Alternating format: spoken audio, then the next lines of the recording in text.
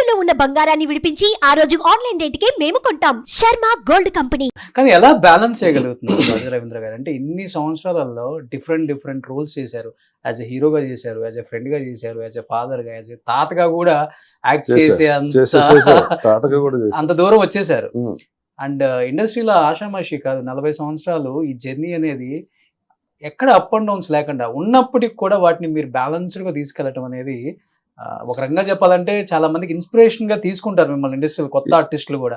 ఎవరన్నా ఒక వ్యక్తి మనం ఇలా కష్టాల్లో ఉన్నాం, ఆఫర్లు రావట్లేదు, ఎట్లా ఉన్నప్పుడు రాజా రవీంద్ర అనే ఒక మనిషి మైండ్ లోకి వచ్చేస్తాడు అనమాట. అటు డేట్స్ చూస్తారు, ఇటు యాక్టింగ్ చేస్తారు, ఇటు మీ పనులు చూసుకుంటారు. ఎలా ఇందులో బ్యాలెన్స్ చేసుకునేది ఏం లేదు, అలా జరుగుతూ ఉంటది అంతే. అంటే నాకు ఇలా జరిగింది కదా అని ఇంకోటికి ఇలా జరగాలని లేదు, ఆడికి ఎలా జరిగింది కదా అని మనకి ఇలా జరగాలని లేదు.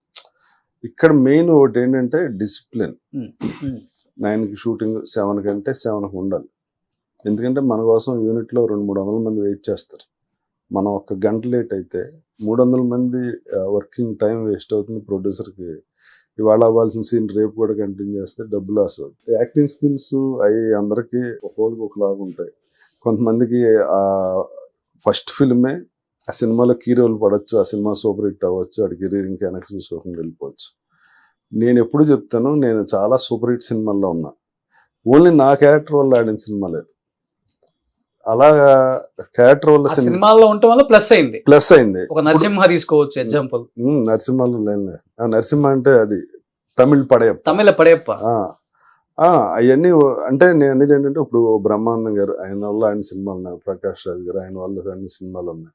ఇలా కొంతమంది క్యారెక్టర్ ఆర్టిస్టుల వల్ల ఆయన సినిమాలు ఉంటాయి. ఇప్పుడు సత్య ఉన్నాడు, ఇప్పుడు మత్తు వదలరా 2 తన వల్ల ఆడింది.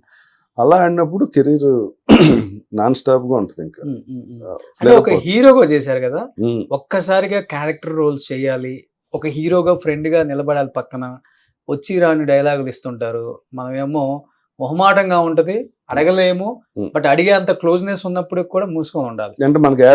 ఇవన్నీ ఉంటాయి. కానీ ఒక హీరోగా చేసిన వ్యక్తి ఒక్కసారిగా డైరెక్టర్ దగ్గరికి వెళ్ళి, నేను మళ్ళీ ఇలాంటి ఒక హీరో రోల్ చేయలేను, ఒక ఫ్రెండ్ రోల్ చేయాలి కాబట్టి నాకు మంచి ఇంపార్టెన్స్ ఉన్న రోల్ అని కూడా అడగలేము. బట్ డైరెక్టర్లు కూడా ఆ వాల్యూ కూడా మనకి ఇవ్వరు. నీకు ఇచ్చేది ఎక్కువ క్యారెక్టర్ అనేది మాటలు కూడా ఉంటాయి. ఇలాంటి చాలా అవమానాలు పడ్డారు కదా. నేను అది అవమానంలో ఫీల్ అవునండి. ఎందుకంటే సక్సెస్ లేని ఇక్కడ మనిషికి వాల్యూ, ఇక్కడే కాదు ప్రపంచంలో ఇక్కడ మనిషికి వాల్యూ లేదు. తన సక్సెస్, తను సంపాదించిన డబ్బే మీద ఉంటుంది. డబ్బు ఎలా సంపాదిస్తాడు, సక్సెస్ అవుతూనే సంపాదించగలుగుతాడు. సక్సెస్కే వాల్యూ తప్ప ఇక్కడ మనిషిగా ఎవరికి వాల్యూ లేదన్నది నేను చాలా ముందే రియలైజ్ అయ్యి, ఓకే మనకు సక్సెస్ లేదు కాబట్టి ఆడు అలాగే మాట్లాడాడు, ఆడు తప్పేం లేదని. సక్సెస్ వచ్చినప్పుడు మన దగ్గరకు వచ్చినప్పుడు ఎలా ఉంటుంది ఆ ఫీలింగ్? మళ్ళీ అంటే అంత గొప్ప సక్సెస్ ఏం రాలేదు కదా, తెలీదు. ఓకే, సో ఇద్దరు పాపలు కదా? ఇద్దరు పాపలు. ఇండస్ట్రీకి ఎవరు రాలేదు? అల్లుళ్ళు ఒక అల్లుడు డాక్టర్, డెర్మటాలజిస్ట్, హైదరాబాద్. పేరేంటి? కిమ్స్ లో క్రాంతి. ఓకే. ఇంకొక ఆయన రాజశేఖర్, ఆయన సామ్సంగ్ లో సౌత్ హెడ్ గా ఉన్నాడు. సూపర్. బెంగళూరు మెయిన్ బ్రాంచ్ లో ఉంటారు. సో ఇద్దరిని ఇండస్ట్రీ సైడ్ ఎవరిని రాలేదు? ఇండస్ట్రీ వాళ్ళకి ఇంట్రెస్ట్ లేదు. ఓకే. బట్ ఇప్పుడు ఫ్యామిలీ అన్న వాళ్ళు జడ్జిమెంట్ బాగా ఇస్తారు మన సినిమాలకి, ఎందుకంటే వాళ్ళంతా అవుట్ ఆఫ్ బాక్స్, దీంట్లోకి అసలు ఇన్వాల్వ్మెంట్ ఉండదు కాబట్టి. ఇంట్లో వైఫ్ కావచ్చు, పిల్లలు కావచ్చు, అల్లుళ్ళు కావచ్చు, మీలో ఉన్న మంచి క్వాలిటీస్ చెప్తారు, మీలో ఉన్న చెడు క్వాలిటీస్ చెప్తారు. అలా కూతుర్లు అయితేనేమో చెడు క్వాలిటీస్ వెంటనే చెప్తారు, అల్లుళ్ళు అయితే మంచి క్వాలిటీస్ ఇంకా ముందు చెప్తారు. అలా మీకు వచ్చిన మంచి వాళ్ళకి తెలీదు. ఎప్పుడైనా సినిమాకి వెళ్తే ఫోన్ చేస్తారు మా పిల్లలు, అదేంటి డాడీ ఈ సినిమాలో ఉన్నావు అని చెప్పలేదు ఏంటి, నువ్వు ఆ సినిమాకి వెళ్తావు తెలీదు. ఓకే. అలా ఉంటది. పెద్ద సినిమా గురించి ఎక్కువ డిస్కషన్ ఉండదు ఇంట్లో. నీ యాక్టింగ్ అందులో అదిరిపోయింది, ఇందులో అది కూడా ఉండదు. ఈ సినిమాలో ఉన్నావా అంతవరకే ఉంటది. నీ వేషం బాగుంది, నీ యాక్టింగ్ బాగుంది, అలాగే ఏముండదు అసలుకి. అట్లా ఇంట్లో సినిమా డిస్కషనే ఉండదు. బట్ ఈ ప్రపంచం కూడా కాదు కదా మీది, మీ ఫ్యామిలీ ఎవరు లేరు కదా ఇక్కడ? ఎక్కడ ఇండస్ట్రీలో ఎవరు లేరు, మీరే ఫస్ట్. నేనే ఫస్ట్ లాస్ట్ అంతే. మీ ధైర్యాన్ని ఒప్పుకోవచ్చు. ధైర్యం కాదు, ఏదో అలా వచ్చాం, అలా అయిపోయింది అంతే. ఏది ప్లాన్ చేసుకున్నావు ఇక్కడ. ఓకే.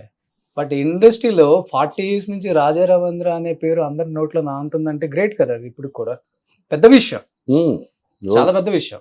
అది ఒక సిస్టమ్ లో వెళ్ళిపోతా ఉంటుంది అలాగే.